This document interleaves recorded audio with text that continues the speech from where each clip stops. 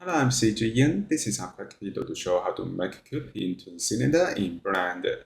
In this tutorial, we can add the cube first, so we can go to Add Mesh and add the cube. Go subtotal, and then we can select the cube and go to Edit Mode.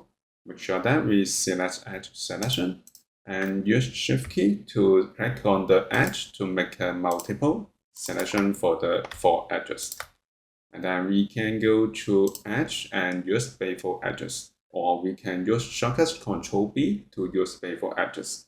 I click it and then move the cursor, and then click to apply and go down to the bottom left panel. We can find the setting of bevel. We can change the width to 1, and then use the segment, increase it, so we can make it circular. I will use 3 and then we can click to apply it.